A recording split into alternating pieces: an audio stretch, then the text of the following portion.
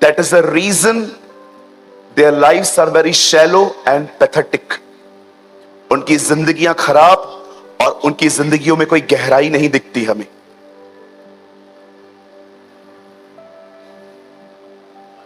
मैं मजाक नहीं कर रहा हूं आपसे, ये फजल मिला मुझे। 2022 का व्यक्ति बात कर रहा हूं। मैंने पवित्र आत्मा को सुनना सीखा एवरी सिंगल डे।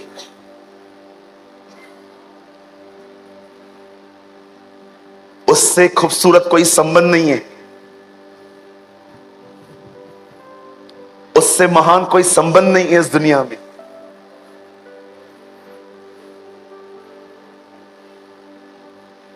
मैं आज आपको उत्साहित करना चाहता हूं कि आप उसे जाने। जानते हो पृथ्वी पे क्यों भेजा गया है? मैं वचन को शुरू करने से पहले एक आपको कहानी बताना चाहता हूं जो अपने आप में अर्थ रखती है। I really mean it. जब परमेश्वर इस दुनिया को बना रहा था, तब उसे यह पता था कि आदम पाप करेगा। एक दिन आई एम सॉरी, एक दिन स्वर्ग में एक टेबल पे बाप, बेटा और पवित्र आत्मा तीनों बैठे थे। परमेश्वर ने कहा, मैं मनुष्य बनाऊंगा, लेकिन वो पाप कर बैठेगा, तब क्या करेंगे हम? उसी समय पुत्र ने पिता का हाथ पकड़ा और कहा, तू निराश मत हो, मैं उसे वापस ले आऊंगा, मैं अपना खून बहाऊंगा उसके लिए। और यीशु ने जैसे ही ये कहा, बिल्कुल पास में पवित्र आत्मा बैठा था और यीशु ने पवित्र आत्मा को देख के कहा, लेकिन ये काम मैं अकेले नहीं कर सकता, मुझे आपकी सहायता चाहिए। और पवित्र आत्मा ने यीशु के हाथ पे रखा और कहा, सही समय पर मैं आ जाऊंगा। A love of God, a love of Jesus, and the love of the Holy Spirit.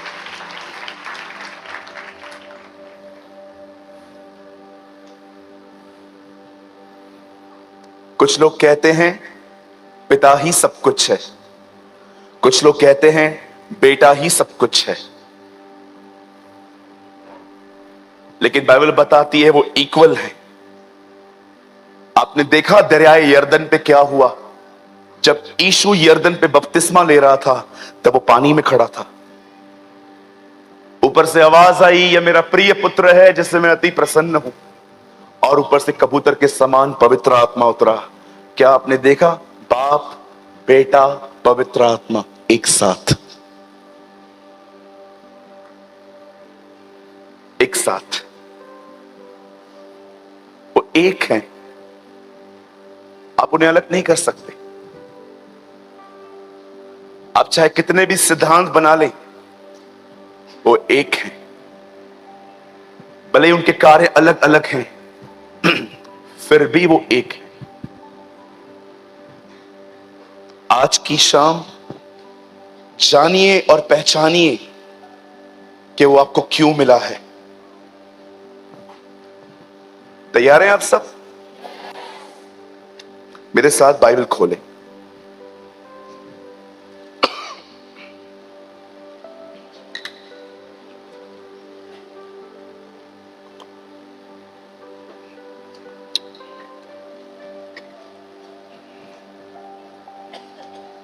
मती,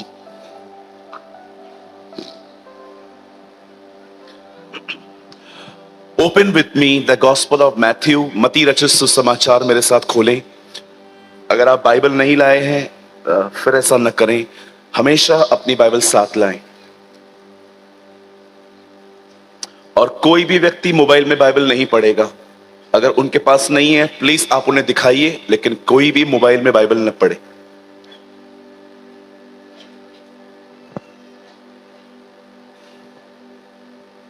कोई भी व्यक्ति मोबाइल में बाइबल न पढ़े। अगर उनके पास नहीं है, प्लीज आप उन्हें दिखाइए। मत्ती 6 अध्याय, मैथ्यू चैप्टर 6।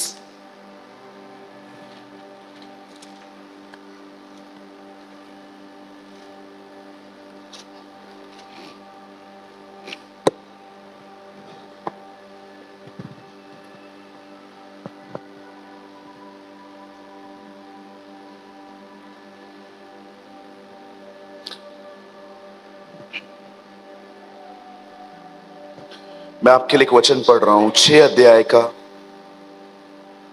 9 वचन।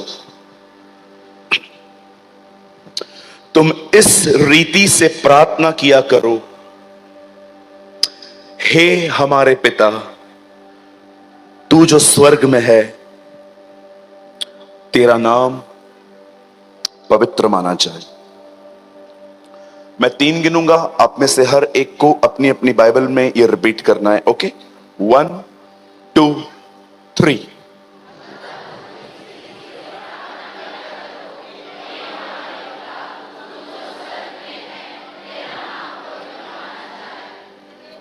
अमेजिंग।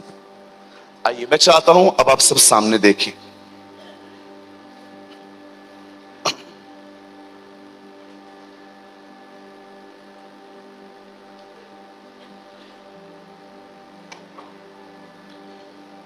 बड़े ध्यानपूर्वक सुने।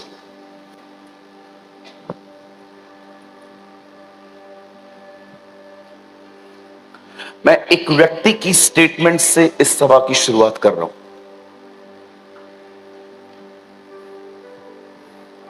His name was William Booth. एक बार उन्होंने कहा, अगर पवित्र आत्मा कलीसिया में विश्वासियों से ले लिया जाए तो उनकी हालत क्या होगी।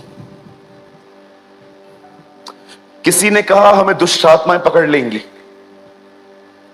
किसी ने कहा हम खुदा को छोड़ देंगे, किसी ने कहा हम सूख जाएंगे। बट विलियम बूथ ने कहा हमें कोई फर्क नहीं पड़ेगा। विलियम बूथ ने कहा हमें कोई फर्क नहीं पड़ेगा अगर परमेश्वर अपना आत्मा हमसे ले ले।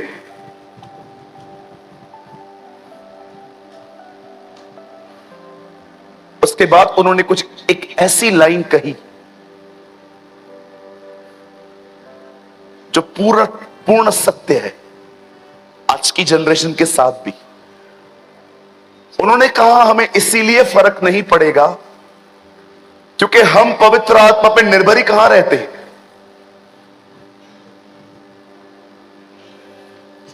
हम पवित्र आत्मा पे निर्भर ही कहां रहते हैं आजकल। हम कलीसिया में मात्र अच्छे अच्छे संदेशों को सुनने जाते हैं, हम अच्छी आराधना अटेंड करने के लिए जाते हैं, पवित्र आत्मा पे हम निर्भर ही कहां करते। और मैं बिल्कुल सहमत हूं आज, I am totally agree with him, क्योंकि आजकल के लोग पवित्र आत्मा पे निर्भर ही कहां हैं, क्योंकि बहुत सारे लोगों को उसके बारे में कुछ पता ही नहीं है। त्रिकता के उस तीसरे व्यक्ति के लिए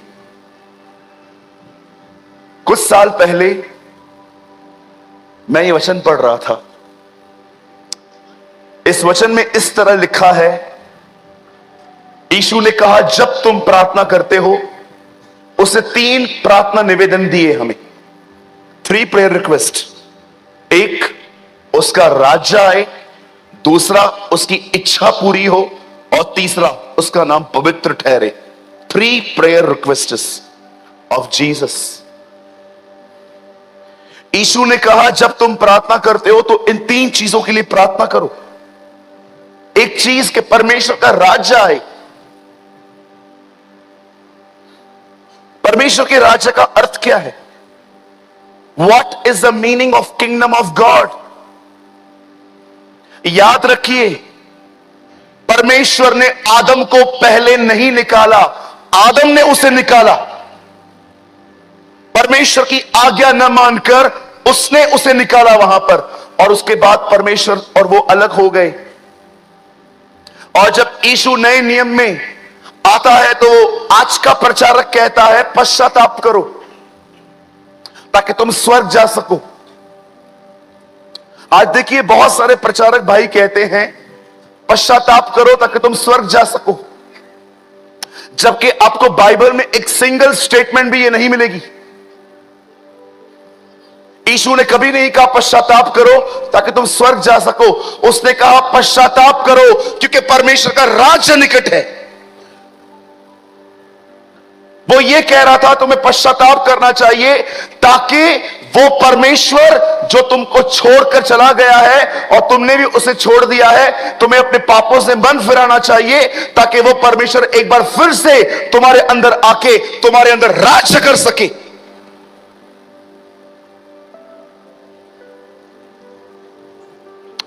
तेरी इच्छा पूरी हो। कैसे होती है? हर दिन स्वर्गदूत खुदा के सामने खड़े होते हैं, वो उसको सुनते हैं और सुनने के बाद लोगों के पास जाके उन्हें मैसेज देते हैं। क्या आपको कलाम पाक में आपने देखा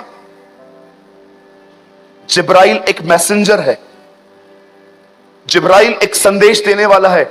मरियम के पास संदेश यही लेकर आया था कि तू गर्भवती होगी। यह संदेश उसने कहां से पाया? खुदा से पाया। वो खुदा के सामने खड़ा रहता है और जो खुदा उसे कहता है वो जाके वो बोल के आता है। उसकी इच्छा कैसे पूरी होती है? पहले उसके सामने खड़ा रहना पड़ता है, उसका संदेश लेके लोगों को देना पड़ता है। क्या आप जानते हो यीशु ये कह रहा था हर दिन खुदा के सामने खड़े रहो, उसकी उपस्थिति में जियो और जो वो कहता है वो करो, इससे उसकी इच्छा पूरी होती है।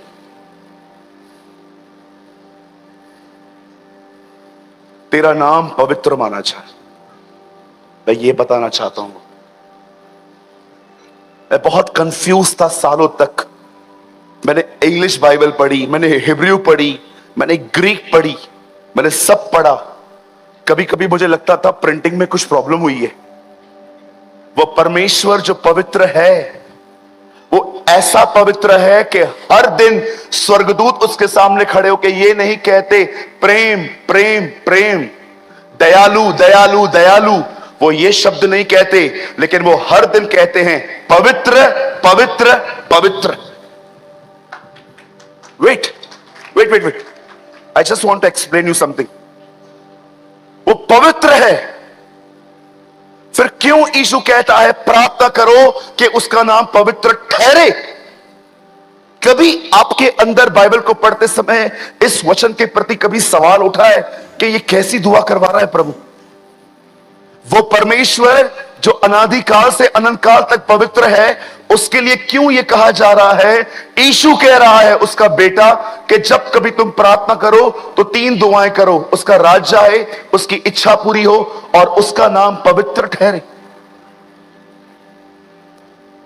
क्या परमेश्वर का नाम अशुद्ध है?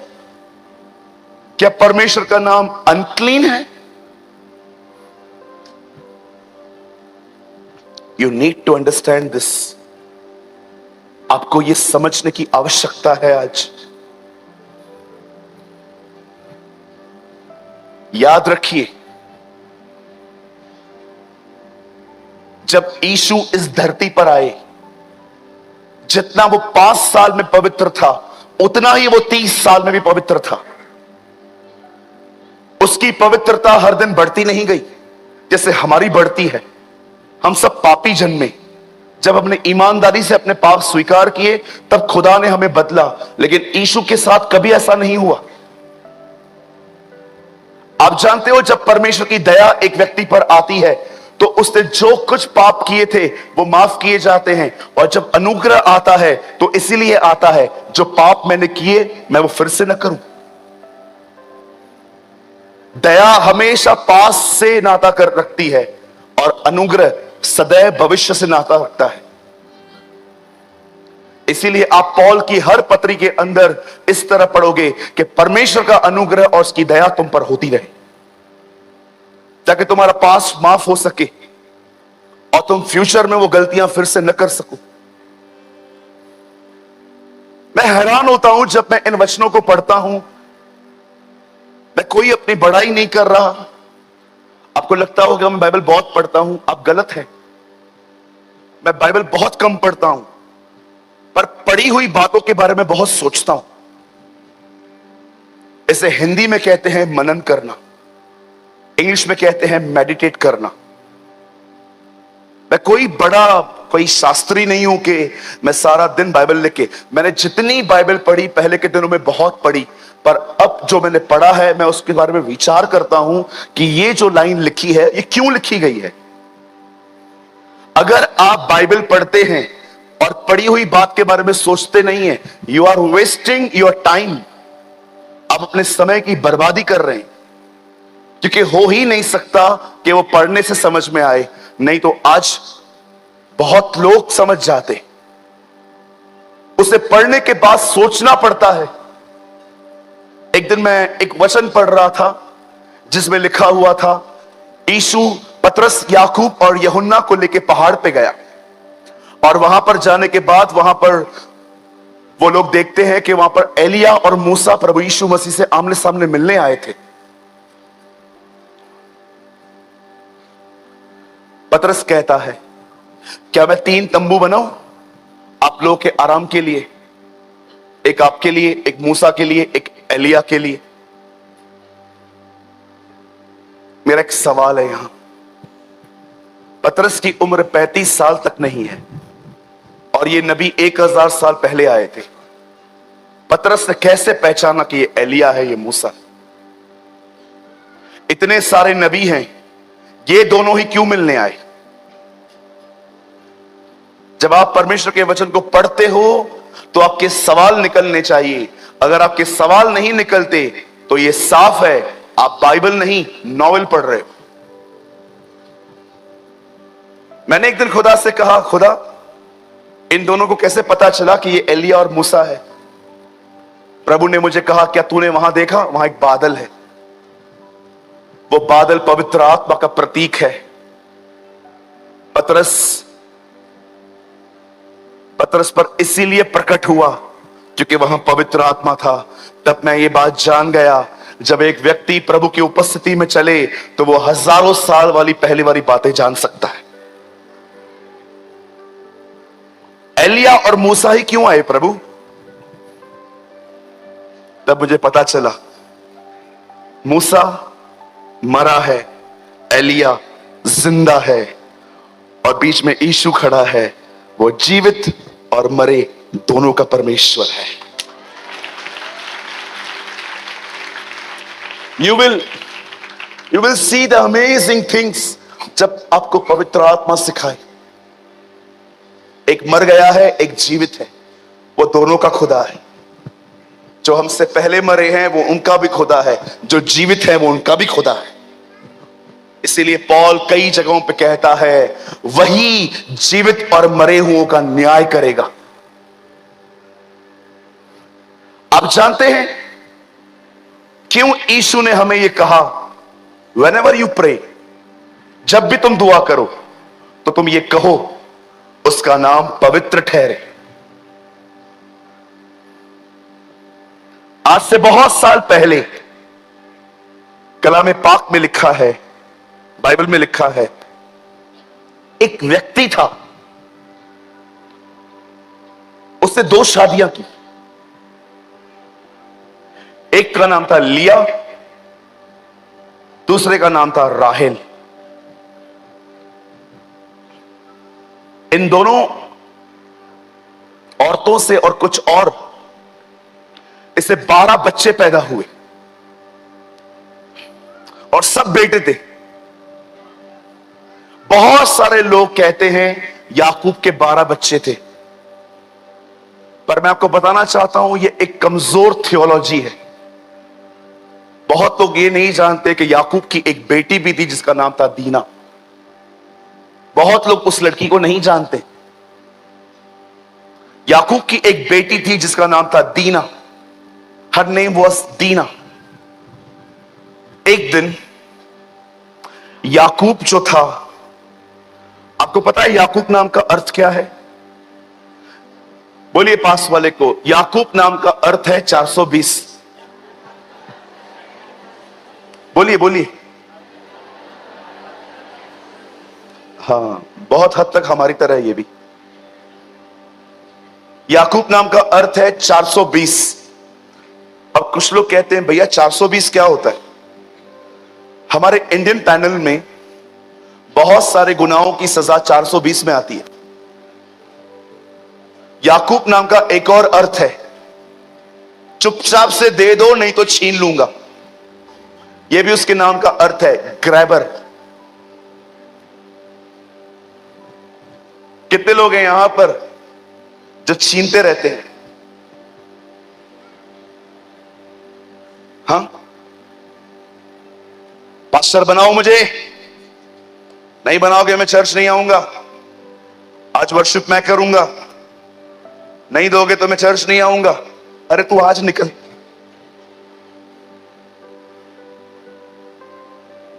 मैं अपनी कलीसिया में अगर किसी को देखूं ना जो पोजीशन के पीछे आ रहे हैं, मैं उनको 6-8 महीना बिठा देता हूं, बैठ जाओ। आप जानते हो सच्चा लीडर कौन है? जो ये विश्वास करता है मैं लीडर बनने के लायक नहीं। सच्चा लीडर वही है जो ये बिलीव करता है मैं लीडर बनने के लायक नहीं, और जो कहता है मुझे लीडर बनाओ, इससे तो कभी मत बनाना, इसको नीचे बिठाओ, लीडर बनाओ। मुझे चेयरमैन बनाओ, मुझे सेक्रेटरी बनाओ, मुझे खजांची बनाओ।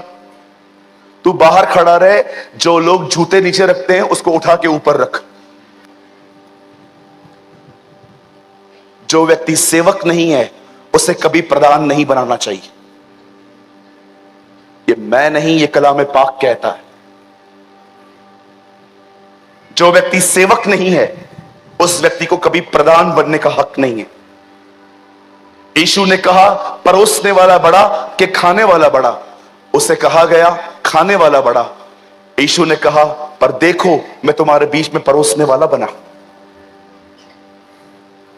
कभी आपने देखा प्रभु यीशु मसीह को वो कितना नीचे आया? अरे परमेश्वर अगर राजा बन के अर्थ पे आता ना तो भी नम्रता थी। अगर परमेश्वर एक राजा बन के इस अर्थ पे आता ना तो भी वो नम्र होता कि यार परमेश्वर राजा बन के आया है। पर क्या आपने देखा, बाइबल बताती है वो मनुष्य बन के आया, वो इंसान बना।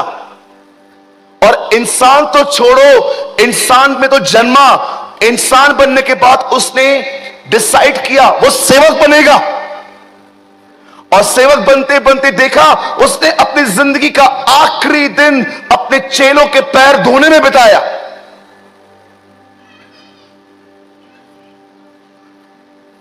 एक हम है दिन प्रतिदिन ऊपर जाते रहते हैं, एक वो है जो प्रतिदिन नीचे आया था और उसी ने हमें कहा मेरा पीछा कर, फॉलो मी। कितनी बहनें हैं मुझे बताइए जो घर पे मुखिया बन के बैठी है?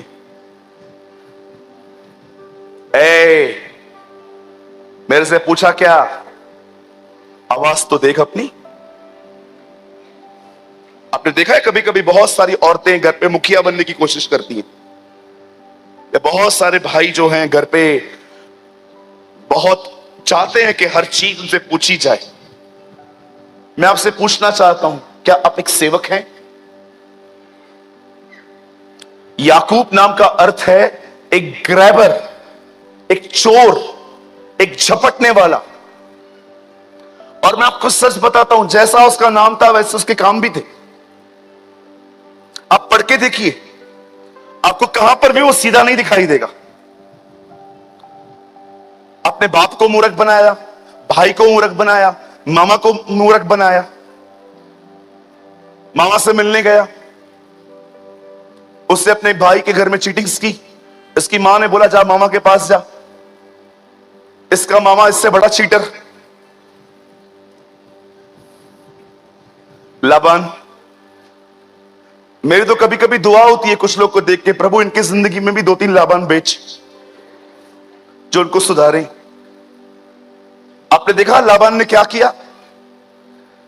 याकूब को लाबान की बेटी बहुत पसंद आई, उसका नाम था लिया। बोलिए लिया, सॉरी उसे राहेल पसंद आई।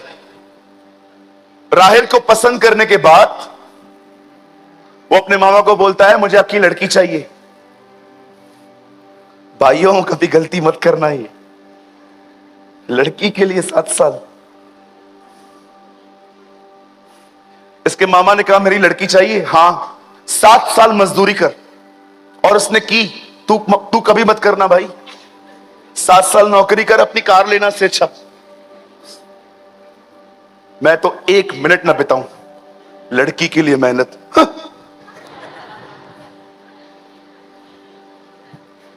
क्रेजी मैन, लड़कियों के लिए मेहनत कर रहा है, मैं तो 1 रुपया न दूं।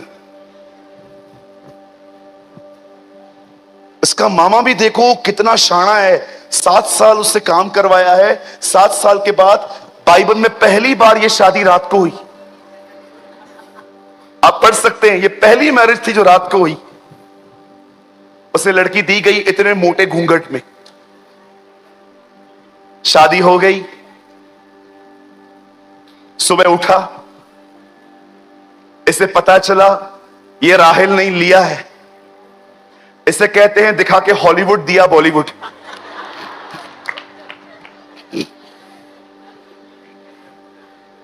आपको पता है कभी कभी अगर आप चर्च में नहीं बदलोगे ना तो परमेश्वर आपको अविश्वासियों के द्वारा बदलेगा। जब परमेश्वर देखेगा ना ये लोग वचन से नहीं सुधरते, तब परमेश्वर आपकी जिंदगियों में टेढ़े लोग भेजेगा जो आपको सीधा करेंगे। इसीलिए मैं आपको कहना चाहता हूं वचन से ही संभल जाओ। एक कहावत है अंग्रेजी में, When God deals you, it's painful. Okay, मुझे लगता है मैं इस विषय को फिर से शुरू करूं। चलिए, लॉन्ग स्टोरी शॉर्ट, जब याकूब ने विवाह किए तब उसे 12 बेटे और एक लड़की पैदा हुई। उस लड़की का नाम उसने दीना रखा। और याकूब परदेशी होकर रह रहा था। एक दिन दीना अपने घर से बाहर निकलती है ताकि वो कुछ नई सहेलियां बना सके। और एक लड़के ने दीना को देखा। कहां न कहां वह दीना को देखकर कुछ अलग ही विचारों में आ गया। उसने दीना को फुसला फुसला कर उसके साथ शारीरिक संबंध बनाए। उसने उसके साथ व्यभिचार किया शादी से पहले। आप जानते हैं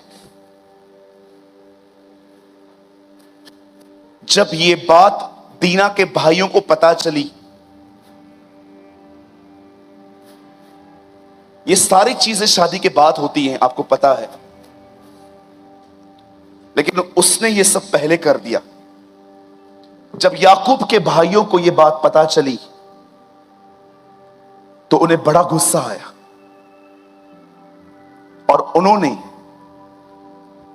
क्रोध में आके बहुत कुछ कहा। तब उस लड़के के खानदान से कुछ लोग आए और वो लड़का भी आया और वो याकूब को अप्रोच करने लगा कि मैं आपकी लड़की से शादी करना चाहता हूं। तब याकूब ने साफ कह दिया कि आप मेरी बेटी से शादी नहीं कर सकते। क्यों?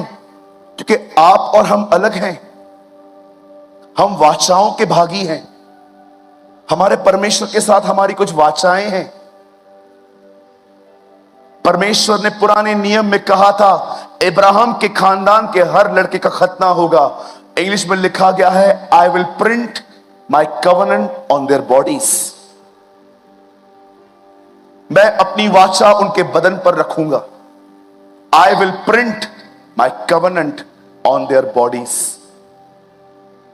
याकूब ने उसे यह बात कह दी कि हम अपनी लड़कियां नहीं दे सकते आपको, क्योंकि आप हमारी तरह वाचाओं के भागी नहीं हो।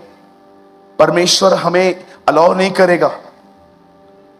तब जानते हैं जिस लड़के ने यह सब किया था, उस लड़के ने क्या कहा? मैं तैयार हूं, आपके परमेश्वर की सारी बातें मानने के लिए। मैंने ऐसे बहुत सारे लोगों को देखा है जो शादी करवाने के लिए जबरदस्ती लोगों को बपतिस्मा भी दिला देते। मेरे ऑफिस के अंदर एक भाई आया, उसने कहा ये लड़की है, मैं उससे प्यार करता हूं। मैंने कहा ब्रदर ये प्रभु में है? बोला प्रभु में नहीं है, लेकिन ये बपतिस्मा लेने के लिए तैयार है। सी द हिपोक्रेट जनरेशन, एक पाखंडी पीढ़ी जो शादी करने के लिए जबरदस्ती लोगों के नियम बना रही है। एक लड़का मुझसे मिलने आता है और कहता है मैं इस लड़की से प्यार करता हूं, और मैं उससे पूछता हूं क्या ये लड़की विश्वासी है? बोलता है नहीं ये विश्वासी नहीं है, लेकिन ये बपतिस्मा लेने के लिए तैयार है। ये मसीहत है? ये हमारी मसीहत है? क्या हम इतने नीचे आ चुके हैं कि अब अपनी स्वार्थी पूर्ण अभिलाषाओं को पूरा करने के लिए हम लोगों के सामने इस तरह की शर्तें रखेंगे? मैंने उस भाई से कहा भैया बपतिस्मा तो ये ले लेगी, पर क्या इसने भीतर से प्रभु यीशु मसीह को समझा है? उसकी आंखें झुक गई।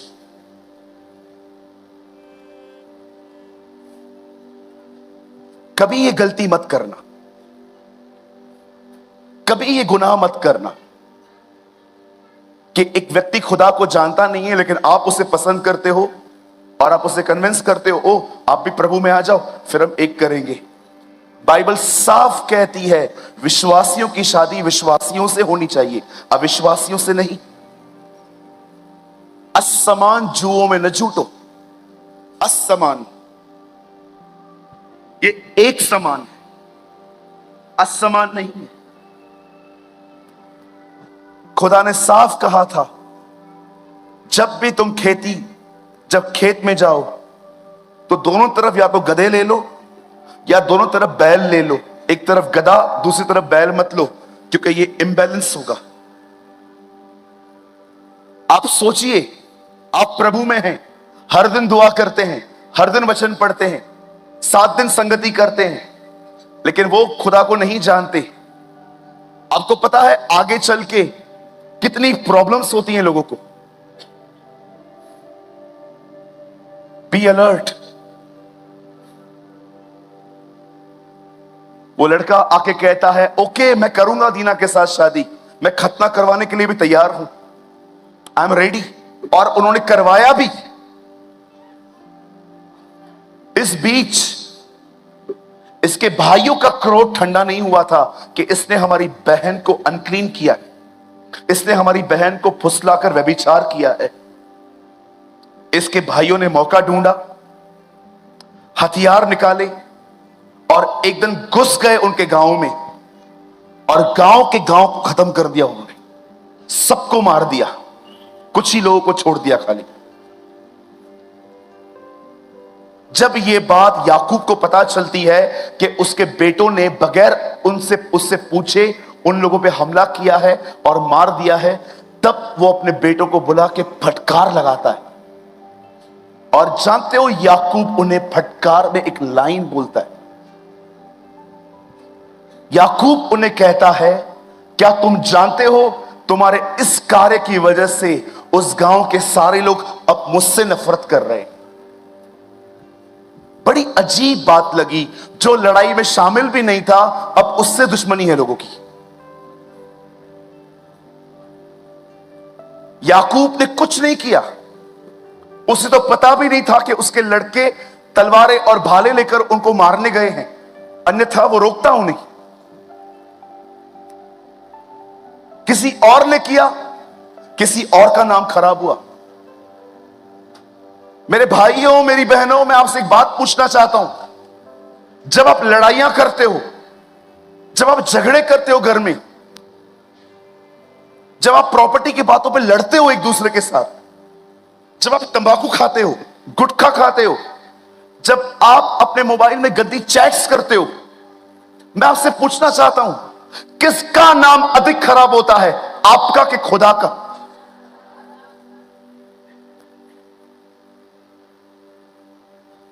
यीशु ने कहा जो नगर पहाड़ पे बसा है वो नगर कभी छुप नहीं सकता।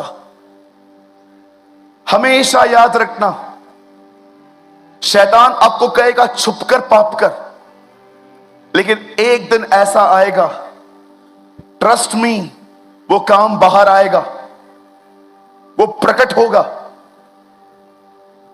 मेरे भाइयों मेरी बहनों, दीना को कुछ लोगों ने भ्रष्ट कर दिया। याकूब के भाइयों ने उसका बदला लिया।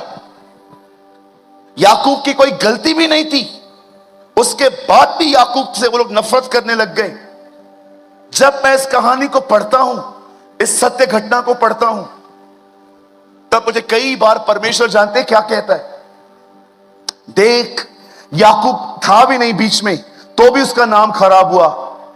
वैसे ही मैं कई बार तुम्हारे मामलों में होता भी नहीं हूं, लेकिन अन्य जातियों में तुम्हारे कारण मेरे नाम खराब होते हैं। मेरे भाइयों मेरी बहनों, इस बात को सदैव याद रखना, जब आप गलत काम करते हो, लोग आपको बाद में देखते हैं, पहले ये देखते कि आप कहां जाते हो, आप किस तरह की शिक्षा पाते हो। इसीलिए यीशु ने कहा, अपनी जिंदगी ऐसे जियो कि तुम्हारी जिंदगी को देखकर लोग कहें, सच में इनका परमेश्वर पवित्र है।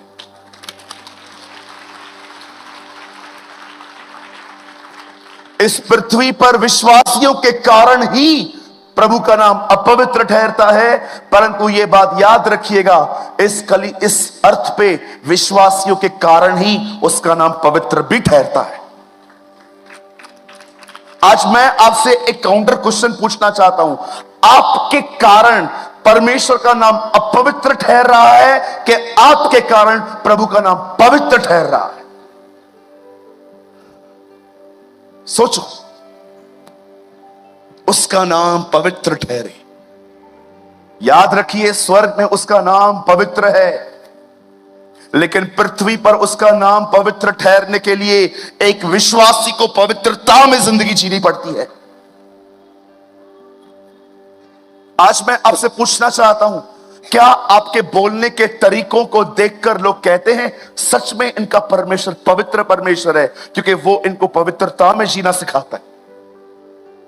आपके उठने बैठने के द्वारा क्या लोग ये कहते हैं सच में ये व्यक्ति सच में खुदा का व्यक्ति है?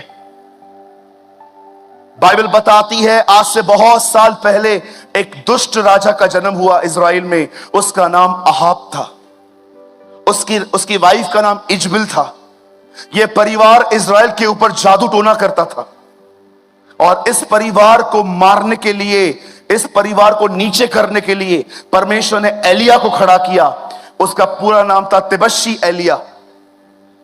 और जब एलिया उस लेडी से डर गया, तब परमेश्वर ने उसकी सेवकाई एलीशा को दी। और जब एलीशा अपनी सेवकाई शुरू करता है, उन दिनों में एक बहन रहती थी, वो अपने पति को कहती है, मैं एक व्यक्ति को जानती हूं, वो व्यक्ति बड़ा पवित्र जन है, मैं चाहती हूं हमारे घर के ऊपर जो पहला माला है उसके लिए वहां पर एक टेबल, एक चेयर, एक कुर्सी और एक लैंप और कुछ और चीजें रखी जाएं, ताकि वो नबी जब भी यहां से पास हो वो वहां पर आए और आराम करे।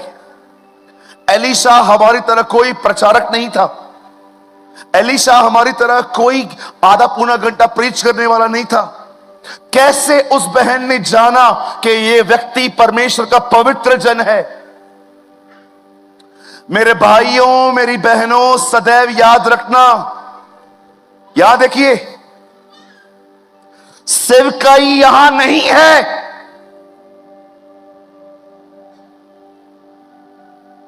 मिनिस्ट्री यहां नहीं है, पुलपिट पे यह सेवकाई नहीं है।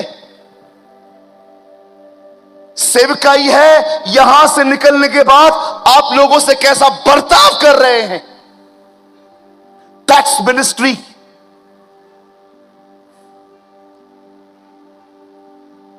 सेवकाई ये नहीं है, ये तो कोई भी कर सकता है, any Tom Dick and Harry कर सकता है। मैंने बहुत एक्टिंग देखी है यहां पर खड़े होकर लोगों की, नॉनसेंस प्रीच करते हैं कुछ लोग, और लोगों को परख नहीं है इसलिए तालियां बजती है। मैंने कितने लोगों को देखा है, बड़ी एक्टिंग चलती है यहां पर कई बार। सेवकाई यहां नहीं है, सेवकाई यहां से नीचे उतरने के बाद है कि आप लोगों से कैसे बात कर रहे हैं। उस बहन ने एलीशा की जिंदगी देखी थी कि वो एक पवित्र व्यक्ति था, महान नहीं, पवित्र।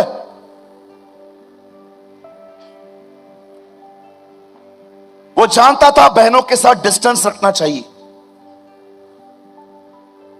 एक दिन उसे यह जानना था कि ये बहन जिसने मेरे लिए अपना कमरा बनाया है, इसके जिंदगी में क्या कमी घटी है। आप जानते हो वो उसकी कमी घटी उससे नहीं, अपने सेवक गहजी से पूछता है कि इसके लिए क्या किया जाए। एक अभिषिक्त व्यक्ति अपनी सीमाओं को पहचानता है। वो जानता है मुझे कितनी बात करनी चाहिए। वो हमारी तरह बिल्कुल नहीं होता कि किसके भी कितने भी करीब चले जाए और उसकी भावनाएं बदले और वो व्यभिचार करके लौटे और कहे प्रभु मुझसे गलती हो गई। वो अपनी भावनाओं को अपने नियंत्रण में। याद रखिए, अगर आप किसी को देख रहे हो और उस पर मोहित हो रहे हो, ये पाप नहीं है। लेकिन अगर अपने आप को आपने कंट्रोल नहीं किया, अगर आपने अपने फीलिंग्स को मेंटेन करना नहीं सीखा, आप व्यभिचारी बन जाओगे, पता भी नहीं चल पाएगा। सेवकाई यहां नहीं है। आज की पीढ़ी सिर्फ ऊपर आना चाहती है, गीत गाना चाहती है, प्रचार करना चाहती है। ओ मुझे स्टेज पे लो। मैं आज भी कहता हूं भाई सूरज प्रेमानी, जीसस इज लाइफ का फाउंडर बोलना चाहता हूं। मैं बोलना चाहता हूं, मैं पूर्ण रूप से विश्वास करता हूं यहां पर सेवकाई नहीं है। सेवकाई होती है यहां से उतरने के बाद आप लोगों से किस तरह बर्ताव करते हैं, आप उनसे कैसे बात करते हैं। क्या वो आपको देख के ये कह सकते हैं सच में इसे परमेश्वर ने पवित्र बनाया है, क्योंकि इनका परमेश्वर पवित्र है। यीशु का आत्मा, भला आत्मा, वरदान देने वाला आत्मा, फल देने वाला आत्मा, सब नाम पवित्र आत्मा के बाद में आए। पहला नाम जानते हो उसका क्या है? उसका पहला नाम है पवित्र आत्मा, क्योंकि वो सबसे पहले लोगों को पवित्र करता है। आज मैं आपसे पूछना चाहता हूं, आप यहां पर जैसे बैठे हो, क्या आप वैसे घर पर हो? क्यों डरते हैं आप लोग जब प्रभु यीशु मसीह के आने के बारे में बात करते हैं? मैं बहुत लोग को देखता हूं, जब मैं बात करता हूं ना प्रभु आने वाला है, वो घबरा जाते हैं। क्यों? ये तो एक शुभ संदेश है कि मेरा खुदा मुझे लेने आ रहा है, तो मुझे डर क्यों लग रहा है? क्यों मैं अपसेट हूं? क्योंकि मैं जानता हूं मैंने बहुत सारी चीजों को ठीक नहीं किया। मेरे भाइयों, मेरी बहनों, मैं आपसे पूछना चाहता हूं, आप यहां से आज बाहर जाएंगे, आप अपने ऑफिस, अपने घर, अपने लोगों से कैसा बर्ताव करते हो? क्या आप ये कह सकते हो इस पृथ्वी पर कोई एक व्यक्ति नहीं है जिसके प्रति मेरे अंदर कोई शिकायत है? क्या आप ये कह सकते हो प्रभु की उपस्थिति में कि मैंने सबको माफ कर दिया है? क्या आप एलिया की तरह कह सकते हो आपके सामने मैं परमेश्वर के सामने खड़ा रहता हूं? आपको लगता है परमेश्वर उस व्यक्ति को अपने सामने खड़ा होने देगा जिसके अंदर बड़ी गड़बड़ियां हैं? अरे यहां पर टॉयलेट पड़ा रहे ना, एक आदमी नहीं बैठेगा यहां पर, सब कहेंगे टॉयलेट को साफ करवाओ। वो आप वहां नहीं बैठते जहां टॉयलेट है, आप बोलते हो साफ करवाओ फिर बैठेंगे। वह खुदा वहां बैठेगा जहां पर जलन, क्रोध और गुस्सा भरा पड़ा है।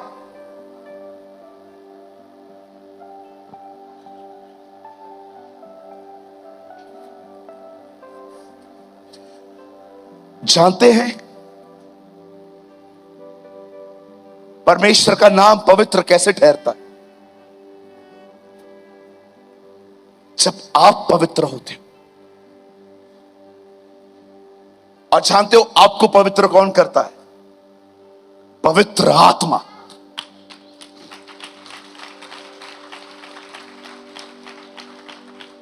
कभी आपने इस बारे में विचार किया है?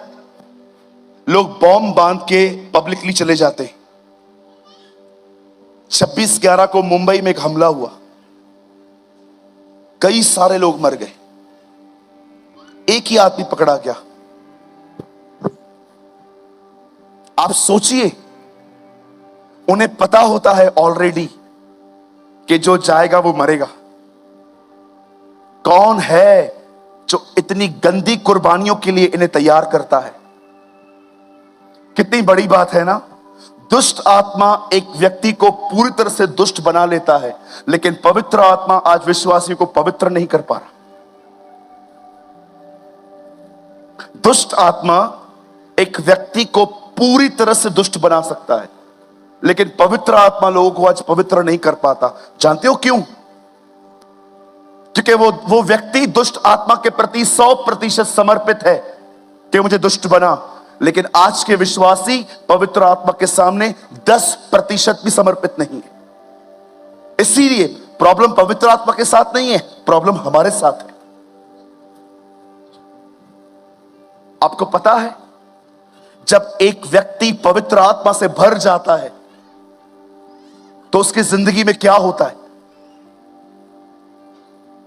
कभी आपने इस बारे में सोचा भी है कि जब यीशु क्रूस में लटक रहा था, वहां पर लटकने के बाद जब उसने कहा, हे पिता इन्हें माफ कर, ये नहीं जानते ये क्या कर रहे हैं, और जैसे यीशु ने अपना प्राण त्याग दिया, कलाम पाक कहता है एक व्यक्ति था वहां पर खड़ा था जो घुटनों पर आया और बैठ के कहता है, मैं निश्चय जानता हूं। लूका में लिखा है, वो कहता है वो धर्मी था, और एक जगह लिखा है वो कहता है ये पवित्र व्यक्ति, परमेश्वर का पवित्र जन और उसका पुत्र था।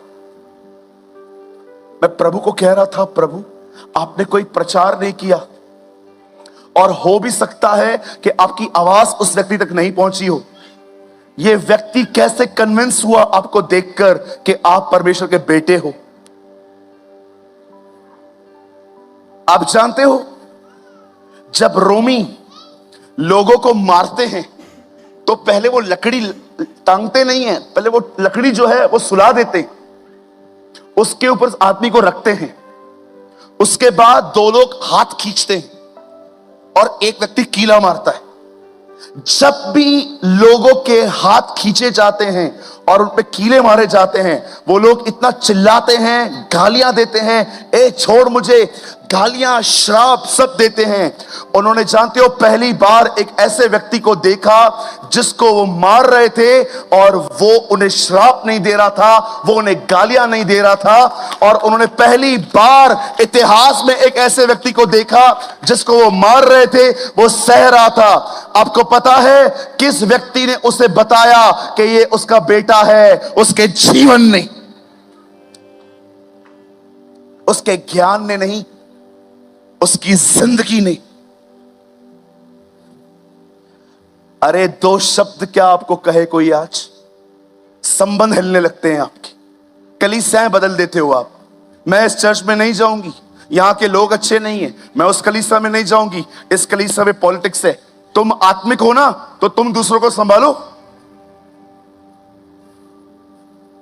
कलीसियाएं बदलने से कुछ नहीं होता, अपनी जिंदगियां बदलो। वो चर्च छोड़ देंगे, वो चर्च छोड़ देंगे, वो चर्च छोड़ देंगे, वो चर्च छोड़ देंगे। हर जगह आपको गलतियां दिखती हैं। गलतियां उनमें नहीं है, गड़बड़ियां आप में है।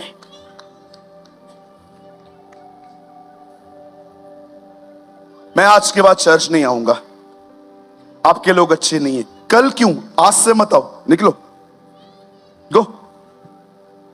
मैं ऐसा कहता हूं लोगों को। रिश्ते बदलते हैं हम, कपड़े बदलते हैं हम, मोबाइल बदलते हैं हम, कलीसियाएं बदलते हैं हम। कभी आपको ऐसा नहीं लगा मुझे खुद को बदलना चाहिए? अब जानते हो पवित्र आत्मा किसे भरता है?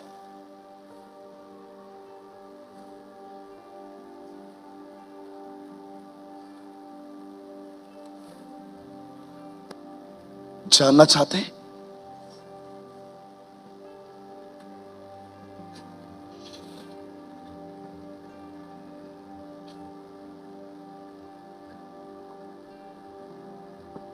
साढ़े 3 साल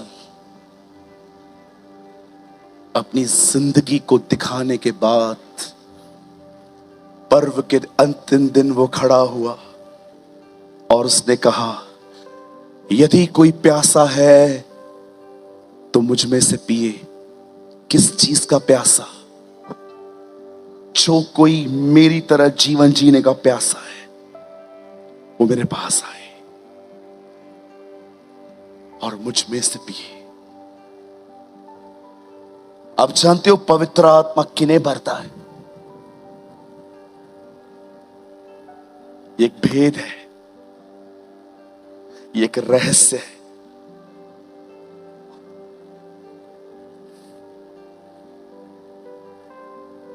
सोचना भी मत कि वो मात्र दुआ करने से आपको भर देगा।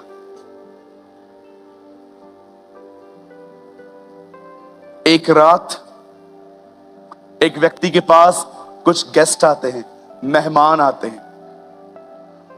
उस आदमी को मेहमानों के सामने परोसने के लिए कुछ नहीं था। तब वो पास वाले के घर जाता है।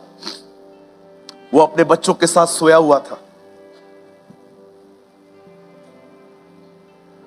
और ये कहता है, हे मित्र, मेरे घर पे अतिथि आए हुए हैं, क्या तू कुछ देगा उनके सामने परोसने के लिए? तब वो उसे कहता है, नहीं, मेरे पास नहीं है और मैं नहीं उठ सकता क्योंकि मैं बिछौने पर अपने बच्चों के साथ लेट चुका हूं। मुझे नहीं लगता कि कोई हमें एक बार ना कहे तो हम दोबारा उससे मांगेंगे। आप किससे शक्कर मांगने जाओ और उन्हें कहो मुझे शक्कर चाहिए, वो आपको कहे नहीं है, आप दोबारा मांगोगे? मैं भी नहीं मांगूंगा। अगर हम किसके घर जाएं और 3-4 मिनट तक वो हमारे सामने दरवाजा न खोलें, ये जानते हुए भी कि आपको पता है कि वो बैठे हैं लेकिन खोल नहीं रहे, अंदर से टीवी की आवाज आ रही है, मुझे नहीं लगता आप जिंदगी में कभी उसके घर पे फिर कभी जाओगे। आपको लगेगा ये बेइज्जती है, इट्स अ इंसल्ट। आप सोचो, अगर आपके घर में आटा खत्म हो जाए और पास वाले के पास जाके कहो मुझे आटा चाहिए और वो आपको कहे मुझे मेरे पास नहीं है, आप दूसरी बार छोड़िए, आप जब तक जिंदा हैं आप भूखे मर जाएंगे लेकिन उससे कभी नहीं मांगेंगे। लेकिन इस आदमी में यह बात नहीं थी। इस आदमी को जब मना किया गया कि मेरे पास कुछ नहीं है, इस आदमी ने फिर भी मांगा, हे दोस्त उठ मुझे कुछ दे। और लिखा है उसने बार बार मांगा और बार बार मांगने के बाद कलाम पाक कहता है वो उठा और उसे भोजन दिया। ये कहानी बताने के बाद यीशु ने कहा, अब मैं तुमसे कहता हूं, मांगो तो तुम्हें दिया जाएगा, ढूंढो तुम पाओगे, खटखटाओ तुम्हारे लिए खोला जाएगा। क्योंकि जो कोई मांगता है उसे मिलता है, जो पाता है, जो ढूंढता है वो पाता है, जो खटखटाता है उसके लिए खोला जाता है। जब तुम बुरे होकर अपने बच्चों को अच्छी वस्तुएं देना जानते हो तो मैं स्वर्गीय पिता तुम्हें मांगने पर पवित्र आत्मा क्यों न दूंगा। प्रभु कैसे मांगना है? बार बार मांगो, जब तक न मिले तब तक मांगो। जानते हो जो एक बार मांगे उसे क्या बोलते हैं? प्रेयर। पर जानते हो जो बार बार मांगे उसे क्या कहते हैं? जुनून, पैशन। कितने लोग हैं मुझे बताइए, कितने लोग हैं जब आप पवित्र आत्मा से भर जाते हैं एक पहाड़ पे खड़े हो जाते हैं? कितने लोग हैं आप सेलिब्रेट करते हैं, थैंक यू जीसस आप मुझे यहां पर लेकर आए। कभी सेलिब्रेट मत करो। कभी भी जिस पहाड़ पे चढ़ जाओ, कभी वहां पर देख के नीचे देख के ये मत देखो वाओ मैं कितना ऊपर आ गया, प्रभु का धन्यवाद। ये गलती होगी। कभी भी परमेश्वर तुम्हें आत्मा से भरे, तुम्हें ऊंचा उठाए, पहाड़ों पे खड़ा कर दे, वहां से खड़े होकर नीचे मत देखना और खुदा का शुक्र मत करना इस बात के लिए, धन्यवाद प्रभु आप मुझे कहां लेकर आए, धन्यवाद। मैं आपको सच कहता हूं आप बैक स्लाइड हो जाओगे। हमेशा जब खुदा आपको पहाड़ पे खड़ा कर दे, वो आपको आत्मा से भरे, ये मत देखो मैं कितना ऊपर आ गया हूं, देखो इससे ऊंचा पहाड़ कौन सा है, वहां जाना है। कभी संतुष्ट मत होना। कि बस थैंक यू लॉर्ड, आपने मुझे दे दिया, मुझे और चाहिए और चाहिए और चाहिए, मुझे भर अपनी आत्मा से। जब एक व्यक्ति के अंदर 2000 दुष्ट आत्माएं आ सकती हैं, तो हमारे अंदर पवित्र आत्मा की भरपूरी कितनी आ सकती है।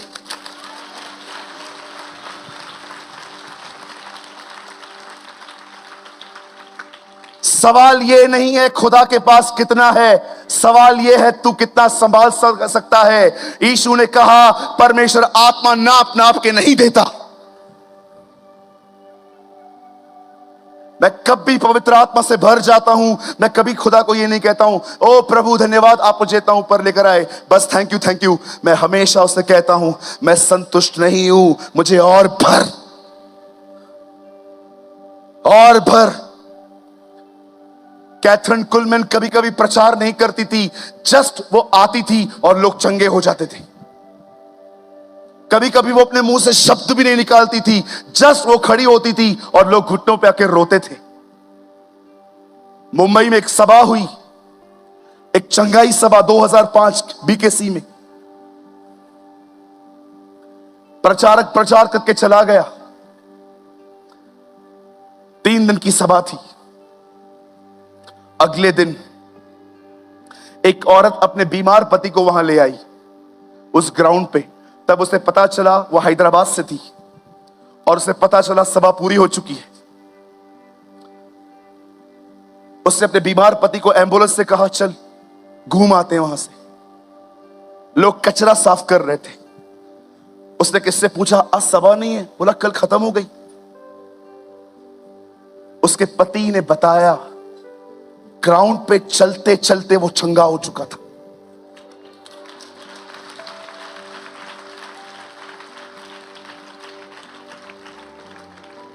परमेश्वर का दास चला गया, परमेश्वर की सामर्थ वही थी।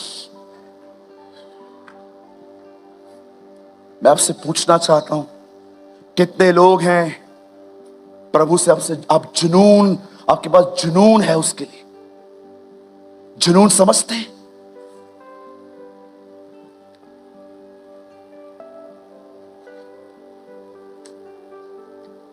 जब आप शादी पे जाते हो क्या देखते हो? शादी पे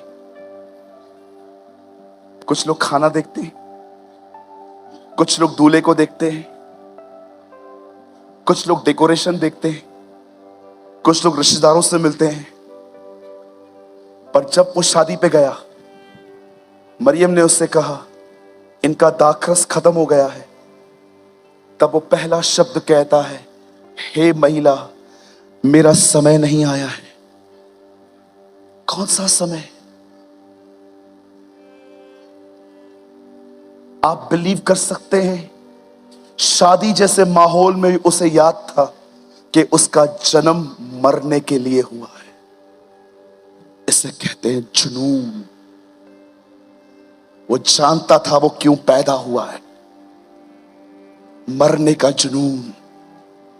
एक व्यक्ति जब मर जाता है उसके बदन के ऊपर गंधरस, लोबान, सुगंधित वस्तुएं रखी जाती हैं। आपने देखा जब प्रभु यीशु मसीह मर गए, उन्हें कब्र में रखा गया, स्त्रियां सुबह सुबह सुगंधित वस्तुएं ले आ रही थी। लेकिन क्या आपने देखा जब प्रभु यीशु मसीह का जन्म हुआ तब ज्योतिषी आते हैं और उसके सामने लोबान और गंधरस और बहुत सारी चीजें रखते हैं। अरे ये चीजें तो मरने के बाद रखी जाती हैं, ये लोबान अब क्यों लेकर आए हो? पहले दिन से उसे बताया जा रहा था उसका जन्म मरने के लिए हुआ है। दैट्स पैशन, जुनून, पैशन। अगर परमेश्वर मुझे कहे ना कि जब तू लोगों पे हाथ रखता है बता मैं उनमें क्या डालूं, तो मैं कहूंगा प्रभु एक ही चीज, पवित्र आत्मा से भरने का जुनून। जुनून।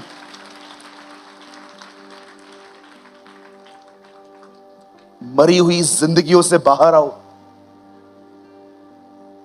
हे मेरे लोगों, बेबीलोन से बाहर आओ। Live a passionate life. मैं आपसे पूछना चाहता हूं कितने लोग हैं जो परमेश्वर से मांगते रहते हैं जब तक मिले नहीं।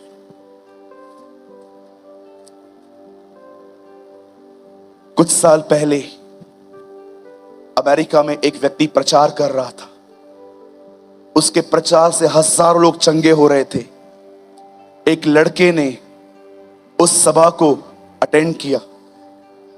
अटेंड करने के बाद जब उसने देखा कि इस प्रचारक के अंदर से प्रभु बह रहा है, तब उसने प्रभु के पास जाके घर में कहा, मैं तुझसे प्रार्थना करता हूं, मुझे पवित्र आत्मा का बपतिस्मा दे। महीनों तक वो दुआ करता रहा, लेकिन प्रभु उसे अपनी आत्मा से नहीं भर रहा था। एक दिन उसने प्रभु से पूछा, आप मुझे पवित्र आत्मा से क्यों नहीं भर रहे हो? तब प्रभु ने उसे कहा, तुझे पता है तू क्यों भरना चाहता है? क्योंकि तू उस व्यक्ति की तरफ फेमस बनना चाहता है।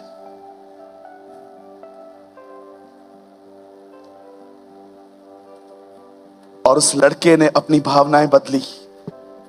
उसने प्रभु के पास जाके कहा, प्रभु मैं आज के बाद तुझसे कभी अभिषेक इसलिए नहीं मांगूंगा ताकि मैं एक फेमस प्रचारक बन सकूं और लोग मुझे देख सके। मैं आज के बाद हमेशा अभिषेक इसलिए तुझसे मांगूंगा ताकि मैं तेरी आज्ञाओं पर चल पाऊं और मेरे कारण तेरा नाम पवित्र ठहरे। उस लड़के को परमेश्वर ने इतना भर दिया वो संभाल नहीं पा रहा था। आजकल की पीढ़ी से तब दुआ करती है जब सेवा मिलती है, और कई लोग तो सेवकाई भी विदाउट प्रेयर करते। ओ प्रभु मुझे भर दे ताकि मैं हीरोगिरी करूं ऊपर जाके। कभी नहीं देगा वो तुम्हें। वो उन्हें देता है जो उसे कहते हैं, मुझे इसलिए भर ताकि तेरा नाम पवित्र माना जाए। Your name will be glorified, ताकि मुझे देखकर लोग कह सकें, यस इनका परमेश्वर पवित्र है।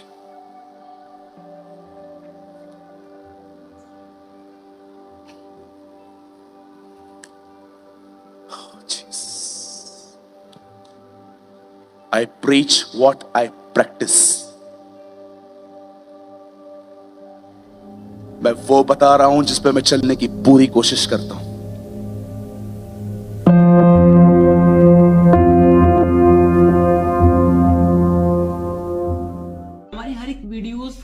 पर्पस होता है कि आप हर एक वीडियो से कुछ ना कुछ सीखें। और आपने इस चैनल पे आपने सूरज पिरवानी सर की वीडियोस को देखा, जिनका एक ऑफिशियल चैनल है जीसस इज लाइफ, आपने कभी न कभी जरूर देखा होगा। उनके चैनल पर जो परमेश्वर के प्रति जो परमेश्वर के वचन होते हैं वे बताए जाते हैं, बहुत ही गहराई के साथ बताए जाते हैं, और उनका हर वचन 1 से 1.5 घंटे का होता है। तो मैं भी उनकी वीडियोस को वॉच करता हूँ, देखता हूँ, और उनकी वीडियोस से मैं सीखता हूँ। और जब मैं उनकी वीडियोस को देखता हूँ तो मुझे बहुत इंपॉर्टेंट मैसेजेस भी देखने को मिलते हैं, जो कि उन प्रीचेस के बीच में या फिर कहीं बीच में देखने को मिल जाते हैं। तो मैंने सोचा कि उनके वीडियोस से जो इंपॉर्टेंट मैसेजेस हैं मैं आपके साथ शेयर करूं, जो कि 20 मिनट 30 मिनट के होंगे। मैं उनकी 1.5 घंटे 1 घंटे की वीडियोस में से 20 से 30 मिनट की जो इंपॉर्टेंट मैसेज वाली सीरीज है मैं आपके साथ शेयर करता हूं। तो आई होप आपको ये सीरीज अच्छे लगते होंगे, आप इनसे कुछ ना कुछ सीखते होंगे। मैं नहीं कहता कि सूरज पिरवानी सर के 1.5 घंटे की वीडियोस में केवल 20 से 30 मिनट ही इंपॉर्टेंट मैसेज होता है। मैं केवल इतना कहना चाहता हूं कि उनका हर एक वर्ड जो परमेश्वर की ओर से होता है बहुत ही इंपॉर्टेंट है और हमारे जीवन में रोल प्ले करता है। लेकिन हम उन बहुत ही सारे के सारे पॉइंट्स इंपॉर्टेंट है, बट उनसे भी ज्यादा इंपॉर्टेंट जो पॉइंट होता है मैं आपके साथ शेयर करता हूं, और आप इस चैनल पे उन वीडियोस को देखते हो। आप चाहो तो मेरे चैनल पे जाकर काफी सारे वीडियोस देख सकते हो, जो कि सूरज पिरवानी सर के मैसेजेस हैं, जो परमपिता परमेश्वर के वचन हैं, आपको वहां पर देखने को मिल जाएंगे, और बहुत ही गहराई के साथ सूरज पिरवानी सर ने आपके साथ शेयर किया है।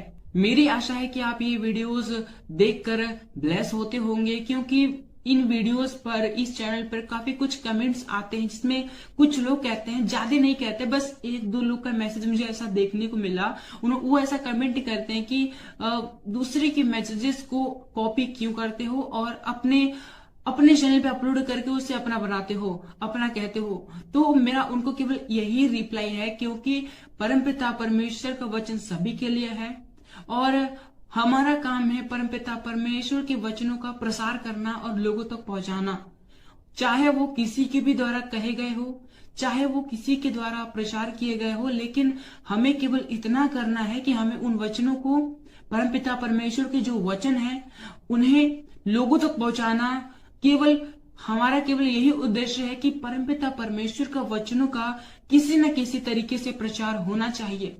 वो चाहे हम खुद प्रचार करें या फिर कोई भी प्रचार करे, अगर हम उन प्रचार को लोगों तक पहुंचा रहे हैं तो इसमें कोई भी गलत बात नहीं है, इसमें कोई भी बुरी बात नहीं है। हमारा काम है केवल परमपिता परमेश्वर के वचनों का प्रसार करना, उन परमपिता परमेश्वर का कार्य करना, और इसके अतिरिक्त हमें कुछ नहीं सोचना। और जितने लोग ऐसा सोचते हैं, मेरे हिसाब से, मेरे अनुभव के हिसाब से, मैं जैसा मैंने समझा है उसके हिसाब से, ये वचन देखने नहीं आते और ये वचन देखकर भी इन्हें कोई फायदा नहीं होने वाला, क्योंकि उन्हें इन बातों में दिलचस्पी है कि कौन किसका क्या कॉपी कर रहा है, कौन कैसे काम कर रहा है, कौन वचन बता रहा है, कौन वचन नहीं बता रहा है। केवल उन्हें इन्हीं बातों से मतलब है। उन्हें इस बात से मतलब नहीं है कि वचन उन तक पहुंचा। उनको इस बात से मतलब है कि वचन किसके द्वारा पहुंचा। वचन से उनको मतलब नहीं है कि वचन हमारे पास आया, वचन क्या है क्या नहीं है, क्या सिखाता है, उनसे उसको कोई मतलब नहीं है। लेकिन उनको इस बात से पूरा मतलब है कि वचन किसके द्वारा आया है, कौन कर रहा है, कैसे आया है, उनको इससे मतलब है। क्या आया है, वचन में क्या आया, उनसे उनको मतलब ही नहीं है। तो ऐसे लोगों को मैं केवल यही रिप्लाई देना चाहूंगा कि वो इन बातों पर ध्यान ना दें। अगर आप तक परमेश्वर के वीडियोस पहुंचते हैं, ज्ञान के वीडियोस पहुंचते हैं, तो आप उन्हें देखें, उनसे ज्ञान प्राप्त करें और परमेश्वर के ज्ञान में बढ़े, और इसके अतिरिक्त वो कुछ ना करें। लेकिन अगर वो इससे ज्यादा कुछ करते हैं तो परमेश्वर के लिए यह ग्रहण करने के योग्य नहीं होगा। और वो वीडियो देखेंगे, आधा घंटा 1 घंटा जो भी समय देंगे, उनका समय देना व्यर्थ हो जाएगा। वचन कहता है कि हम जो करें पूरे मन से करें। फरीसियों को यीशु मसीह ने सीधे सीधे कह दिया कि ये लोग तो केवल फालतू के टाइम वेस्ट करते हैं, परमपिता परमेश्वर की आराधना उपासना करते हैं जो कि व्यर्थ है। मजाक करते हैं लोग, इन लोग की आराधना प्रार्थना मैं स्वीकार नहीं करूंगा, क्योंकि इनके मन मुझसे दूर हैं। ये आते तो मेरे पास हैं, लेकिन इनका मन, इनकी सोच, इनका जो हृदय है वो मुझसे दूर है। और परमपिता परमेश्वर ने कहा, मन से दीन बनो, मन के शुद्ध बनो। मन मन मन हर जगह परमपिता परमेश्वर ने मन को प्राथमिकता दी है। और जब यीशु मसीह ने कह दिया कि फरीसियों के मन उनसे दूर है, तो वो कैसे परमेश्वर के पास हो सकते हैं, कैसे वो यीशु मसीह के नजदीक हो सकते हैं। इसलिए अगर हमें परमपिता परमेश्वर की उपस्थिति में चलना है, परमपिता परमेश्वर के कार्य को करना है, तो हमें इन बातों पर ध्यान नहीं देना, कौन क्या कर रहा है, कैसे कर रहा है, क्या कर रहा है, इस बात पे ध्यान नहीं देना। हमें इस बात पे ध्यान देना है कि वचन क्या है, वचन क्यों है, वचन कैसे है, मेरे जीवन में वचन कैसे लागू होगा। अगर ये वचन मेरे पास पहुंचा है तो मैं इन वचनों पर कैसे चल सकता हूँ, और अगर मैं नहीं चल सकता तो क्यों नहीं चल सकता। फिर जाकर इन सभी रीजंस को दूर करो, और जब रीजंस दूर हो जाएंगे तो फिर आप परमपिता परमेश्वर के वचन में ऑटोमेटिकली ही ग्रोथ करोगे, ऑटोमेटिकली ही बढ़ते जाओगे, और इसमें कोई भी गलत बात नहीं है। सो आई होप आपने इस वीडियो के शेयर किए जाने के पर्पस को आपने समझा होगा। तो आज की वीडियो को हम यहीं तक रखते हैं, मिलते हैं नेक्स्ट वीडियो में आप सभी को। जय मसीह की, प्रेज़ द लॉर्ड।